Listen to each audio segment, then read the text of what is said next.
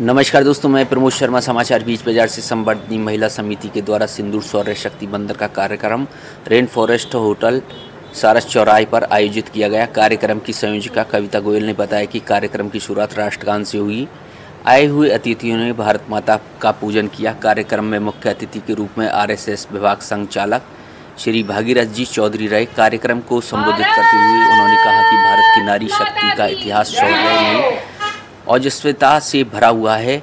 इसी कार्यक्रम को व्योमिका सिंह और सोफिया कुरैशी जैसी बेटियां आगे बढ़ा रही हैं। कार्यक्रम की अतिथि ऋतु गर्ग ने कहा कि हमारे देश की बहनों ने अपना सिंदूर देश की रक्षा के लिए सौंपा है, इसलिए हम सब सुरक्षित हैं।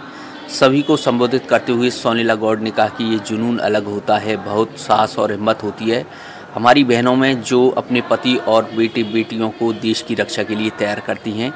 कार्यक्रम में कुल 21 फौजी बहनों को शॉल, श्रीफल और स्मृति चिन्ह भेंट कर सम्मान किया गया। इसमें लौंगश्री देवी ने अपना अनुभव साझा करते हुए कहा कि मेरे परिवार की यह 5वीं पीढ़ी है जो देश की रक्षा के लिए फौज में समर्पित है। वहां उपस्थित महिलाओं ने जब उनसे संवाद करते हुए पूछा कि आप इतनी हिम्मत कैसे जुटा लेती हैं, तो उन्होंने कहा, मेरे ससुर जी फौज में थे, पति और बेटा भी, और आज पोता भी फौज में है। हमारे परिवार में जन्म लिया बेटा फौज में जाएगा ही।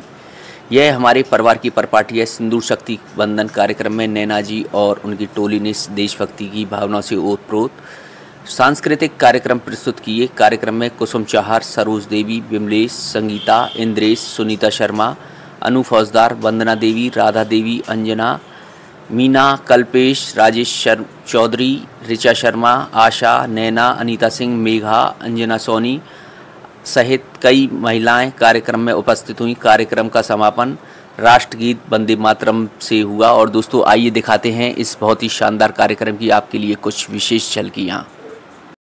आज हम सब उपस्थित हुए, बहुत गर्व की बात है। मैं सभी उपस्थित अतिथियों का हार्दिक स्वागत करती हूँ। आज के इस विशेष कार्यक्रम पे आप सभी का तहे दिल से धन्यवाद, अभिवादन है। और आज हम सिंदूर शक्ति बंधन के लिए यहाँ एकत्रित हुए हैं, तो ये हमारे लिए बहुत गर्व का विषय है ना। जो अपने आर्मी मतलब सैनिकों की जो पत्नियां हैं, आप सब यहाँ आप आमंत्रित हुई हैं, आप सबको दिल से बहुत बहुत धन्यवाद करना चाहूंगी, क्योंकि आप सब उपस्थित हुए हमारे लिए गर्व की बात है। तो आज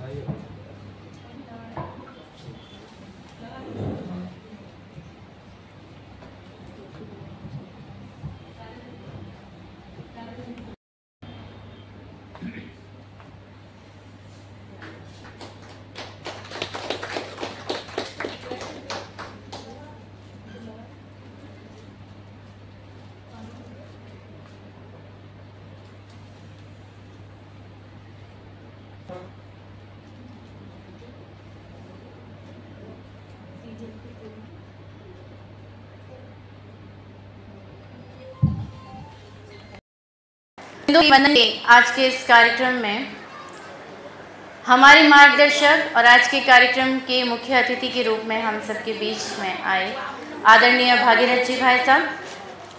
आज के कार्यक्रम की अतिथि हमारी ऋतु गर्ग जी, कार्यक्रम की संचालिका मेरी बहन कविता गोयल जी, कार्यक्रम में सहयोगी कल्पेश शर्मा जी, अनीता सिंह जी, मेरे अल्प निवेदन पर पूरी यात्रा करने के बाद भी आने की इच्छुक और वादा निभाने वाली हमारी राजेश दीदी, और भी बहनें आशा जी बैठी हुई हैं, ऋचा जी बैठी हुई हैं, सभी परिचित हैं। आप सबको तो बहुत सारा प्यार है ही है, लेकिन बहुत सारा सादर प्रणाम उन सभी फौजी बहनों को है जिनकी वजह से आप हम सब सुख से अपने घर के अंदर रहते हैं। इसलिए जब इस कार्यक्रम की योजना बन रही थी तो हमने तुरंत एक वर्चुअल बैठक की। इस कार्यक्रम का हमारा कोई प्री प्लान तरीके से इसको करना है वैसा मन नहीं था। हमने तुरंत एक लिंक भेजा भाई साहब को, भाई साहब बैठक करनी है, आप जुड़ जाओ। क्यों? कि 7 दिन हम इस कार्यक्रम को करना चाहते हैं, मन हो रहा है। हमारे देश की सेना हमारे लिए एक ऐसे देश के अंदर जो खुद को कहता है मैं परमाणु संपन्न हूं, उसके घर में घुसकर हमारे भाइयों की मौत का बदला लेकर आ सकती है, तो हम उन भाइयों की वो पत्नियां जो घर में रहकर उन्हें हिम्मत देती है कि आप सीमा पर जाइए और देश की सुरक्षा कीजिए, तो हम अपनी ऐसी बहनों को क्यों ना प्रणाम करेंगे। तब हमने 7 दिवसीय इस कार्यक्रम की रचना बनाई। पहला कार्यक्रम हमने कहा जन चेतना होनी चाहिए। मैं देखती हूँ सोशल मीडिया पर कई तरीके की चीज़ें चलती रहती है, कुछ बढ़िया लटके झटके वाले डांस भी चलते रहते हैं, अलग अलग तरीके के जोक्स कॉमेडी वीडियोस भी चलते रहते हैं, तो लोग उन चीज़ों को बहुत पसंद करते हैं। लेकिन इस तरीके की रील्स वीडियोस बहुत कम सामने आती थी, तो मैंने कहा हम चलेंगे बिहारी जी मंदिर पर। हमारे भरतपुर का दिल धड़कता है, वहाँ पर हमारे आराध्य बिहारी जी बैठे हुए हैं, हम वहाँ चलेंगे और वहाँ चलकर हम सिग्नेचर कैंपेन चलाएंगे। कविता गोयल जी को मैंने फ़ोन किया तो उन्होंने कहा दीदी करेंगे, बिल्कुल जल्दी करेंगे। अगले दिन बैनर तैयार था, सबको सिर्फ व्हाट्सएप मैसेजेस किए गए थे, किसी को भी बार बार आग्रह करके नहीं कहा था कि आप आओ आप आओ, लेकिन बहनें वहाँ पहुँची। और आप सबकी जानकारी के लिए मैं समाज की बेटियों ने ऑपरेशन सिंदूर की भावनाओं को व्यक्त करने वाली एक बहुत सुंदर रंगोली बनाई थी, और वो रंगोली सबको इतनी पसंद आई कि भरतपुर के अंदर सबसे ट्रेंडिंग रील बनी ऑपरेशन सिंदूर की वो रंगोली। वो बच्चियां भी हमारे बीच में बैठी हैं। और भी कार्यक्रम हुए, धौलपुर में हुए, डीग में हुए, और भरतपुर का ये 7वां कार्यक्रम आज अंतिम हमारा था सिंदूर शक्ति वंदन। बहुत हिम्मत चाहिए होती है सेना में जाने के लिए। ये जो लोग कहते हैं ना कि 10वीं पढ़ ले, 12वीं पढ़ ले, तैयारी कर ले, फौज में लग जाएगा, फौज ऐसी चीज नहीं है। एक 15-16 साल का नवयुवक जब फौज में जाता है ना, आप उस माँ की छाती पर हाथ रखकर देखिएगा उसका दिल कितना तेज धड़कता है, उसकी हिम्मत देखिए आप कि उसने अपना बच्चा आपके हम जैसे लोगों की सुरक्षा के लिए देश को सौंपने की हिम्मत दिखाई है। हम अपने बच्चों को अमूमन क्या करते हैं, डॉक्टर बनो बेटा, इंजीनियर बनो बेटा, टीचर बनो बेटा। बहुत कम ऐसी फैमिलीज होती हैं जो कहती है कि जाओ आर्मी में जाओ बेटा। क्षत्रिय कौम जो होती है ना, ये बहुत विशेष होती है। ये विशेषता अपने अंदर एकदम से थोड़ी आती है, ये स्वतः अंदर से स्फूर्त भाव होता है। पहलगांव हमला जिस वक्त हुआ था, समाचार पत्र भरे पड़े थे कि हमारे लोगों को उन्होंने मार दिया, देखो धर्म पूछकर मारा है, हिंदू पूछकर मारा है, कपड़े उतारकर चेक किया है, उसके बाद में मारा है। जब महिलाओं ने कहा पति को मार दिया, हमें भी मार दो, बोले जाओ जाके बताओ सरकार को। जब हम सरकार की बात करते हैं तो वो भारत सरकार की बात करते हैं, किसी पार्टी की सरकार की बात नहीं करते हैं। जो देश का प्रधानमंत्री है वो सबका प्रधानमंत्री है, वो भारत का प्रधानमंत्री है। तो उस देश का प्रधानमंत्री कहता है कि उन्होंने धर्म पूछकर मारा है, मैं अपनी फौज को इस बात की पूरी सहूलियत देता हूं कि उन्हें जब जैसे इस कृत्य का बदला लेना है आप लीजिए। उन्होंने बिना किसी राजनीतिक रंग भेद को चढ़ाए हुए सीधे सीधे आर्मी को खुली छूट दी थी। फक्र तब हुआ जब उन्होंने ऑपरेशन सिंदूर की कमान व्योमिका सेन और सोफिया कुरैशी के हाथ में सौंपी, क्योंकि उन्हें पता था कि वो औरत जो अपनी छाती संभाल कर अपने बच्चे को सीमा पर भेज सकती है ना, वो जब सीमा पार जाएगी ना, तो उस दुष्ट, उस पापी, उस निकृष्ट आतंकवाद को शरण देने वाले को पता चलेगा कि जब भारत की बेटी सीमा पार घुसती है ना, तो उसको बर्बाद करके वापस लौटती है। कहा था ना उसने कि छोड़ दिया तुम्हें, जाओ बताओ, इसलिए छोड़ा औरत को। गई औरत सीमा पार और क्या बर्बादी करके आई है उनकी। कोई तो कारण रहा होगा कि चाटा किसी और को पड़ा, गाल किसी और ने सहलाया और रोया कोई और था। समझ रहे हो? लोग बहुत अमेरिका अमेरिका कर रहे थे ना बीच में, क्या कारण था? हमने तो थप्पड़ उसको मारा था जिसने आतंकवाद को शरण दी थी। अमेरिका क्यों कूदा, उसके गाल में दर्द क्यों हुआ, वो क्यों रोया? बहुत घमंड था कि परमाणु हथियार पड़े हुए हैं। बहुत एशिया की सबसे बड़ी ताकत बनने से भारत को रोका जा सकता है, यहाँ रोककर विश्व की सबसे बड़ी ताकत बनने से रोक सकते हैं। तो भारत ने भी कह दिया आर होगा या पार होगा, जो होगा हमारी मर्जी से होगा, हम किसी की नहीं सुनते। हमारे किसी अधिकारी ने अधिकृत तौर पे इस बात को कभी नहीं कहा था कि हम किसी की सुनकर इस ऑपरेशन सिंदूर को विराम दे रहे हैं। ऑपरेशन सिंदूर आज भी जारी है और इसके बाद में सरकार का जो सबसे अच्छा वक्तव्य था वो ये आया कि अब भारत के विरुद्ध जो भी आतंकवादी हमला होगा, किसी भी प्रकार की अगर एक गोली भी भारत के ऊपर चली तो उसे टेररिस्ट अटैक मानकर आपके ऊपर हमला किया जाएगा। ये होता है एक स्वावलंबी राष्ट्र का जवाब अपने उस देश, पड़ोसी देश को जो आतंकवाद को शरण देता है। भारत एक सशक्त राष्ट्र के रूप में उभर कर आया है और उसी भारत की बेटियों ने क्या तांडव मचाया है, इसलिए आज सिंदूर शक्ति बंधन के लिए हम आप सब यहाँ एकत्रित हुए हैं। सिंदूर शक्ति बंधन की जब कंसेप्ट हमारे सामने आई थी तो कविता जी ने कहा कि दीदी इसको हम ऐसे दे रहे हैं, ये नाम देते हैं। कल्पेश जी ने कहा ऐसा कर देते हैं। खाटू श्याम महाराज जी के पास हम बहुत बैठे थे, उन्होंने कहा दीदी तलवार वाला करते हैं। तो बहुत सारी बातें हमारे सामने आई, लेकिन हम नारी हैं, हम जानती हैं कि हम शस्त्र केवल तब उठाती है जब बात अपनी रक्षा की या अपने बच्चों की आती है। तो हमने अपने उसी नारित्व के दायरे को सहेजते हुए अपनी फौजी बहनों परिचित हैं, उन्होंने मुझसे कहा अभी कि नहीं आप तो बहुत कुछ हो।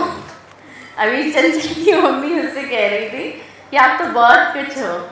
तो मैंने कहा कि नहीं, आपके सामने हम कुछ भी नहीं हैं और मैं इस बात को बिल्कुल सच्चाई के साथ स्वीकार करती हूँ कि हमारी कोई हस्ती नहीं कि हम किसी फौजी परिवार को ये कह सके हमने आपको सम्मानित कर दिया है, हम आपकी वंदना कर रहे हैं। हम अपने आप को बहुत खुशहाल महसूस करते हैं, बहुत सौभाग्यशाली महसूस करते हैं कि हमारे कहने पर, हमारे निमंत्रण पर आप हमें आशीर्वाद देने के लिए यहाँ तक आई हो। आओ माँ। श्री देवी जी की 5 पीढ़ियां उड़ाएंगे नहीं, वैसे गर्मी है, उड़ाएंगे नहीं, गर्मी सेवाएं दे रही हैं। ऐसे दीजिए, लो एक बार जोरदार तालियों से स्वागत करें। बहुत बहुत भाई आपके आप लगाओ मंदिर।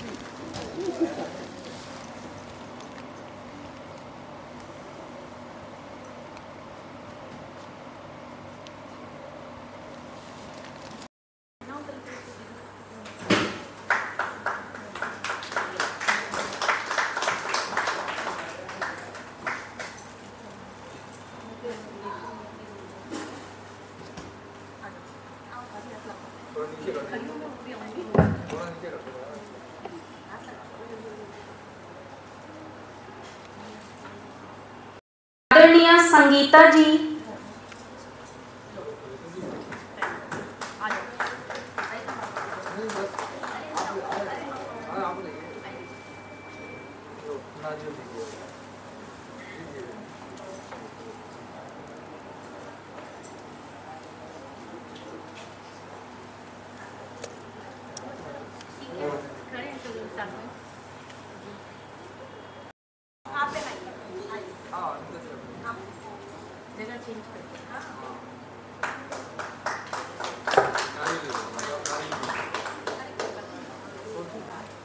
आदरणीय संगीता जी,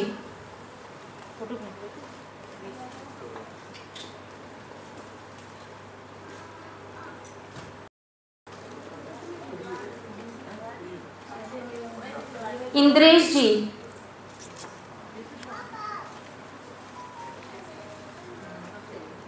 आदरणीय सुनीता शर्मा जी,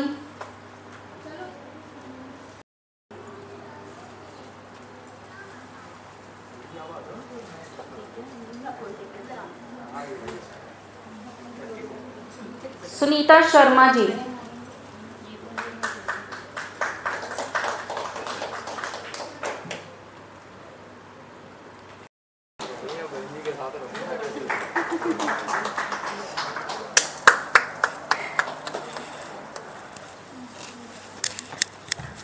कुसुम चाहर जी।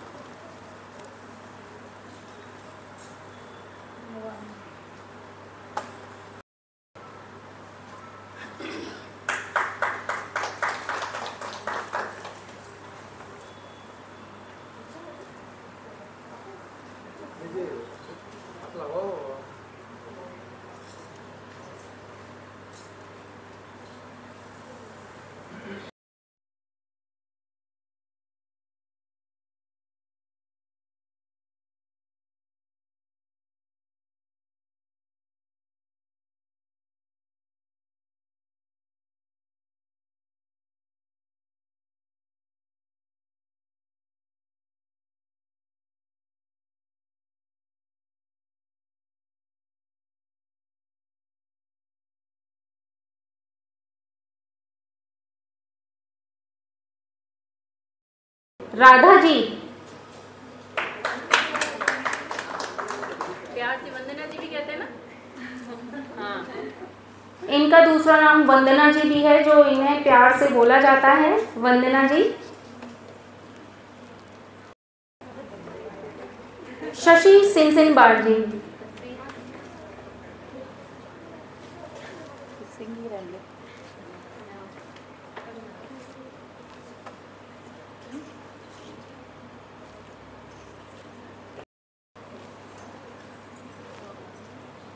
अनु फौजदार जी।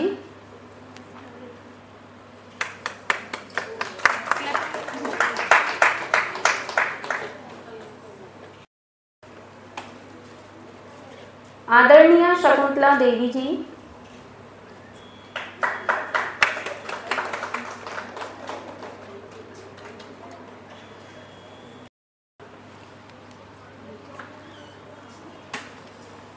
वीरमती जी, इनकी भी 3 पीढ़ियां आर्मी में अपनी सेवाएं दे रही हैं।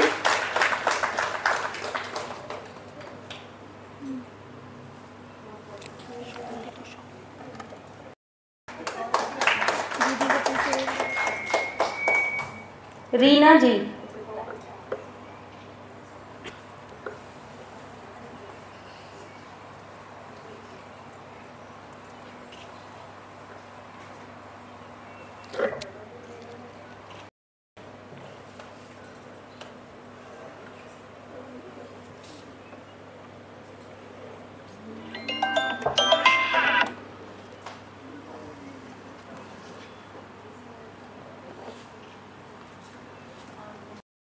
को ले लो इनसे, उनके को दे दो।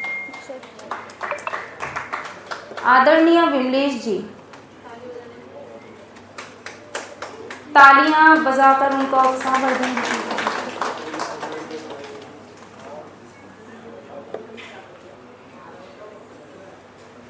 विमलेश जी।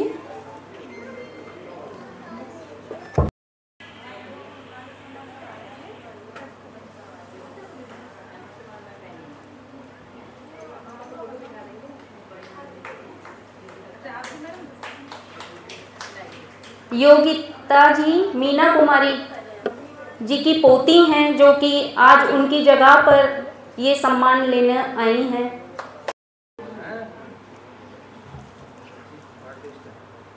आकांक्षा, नेहा और अंजलि, एक बार जोरदार तालियां इन तीनों बच्चों के लिए। फोटो फ्रेम भी दे दो, 3 दे दो। शाबाश।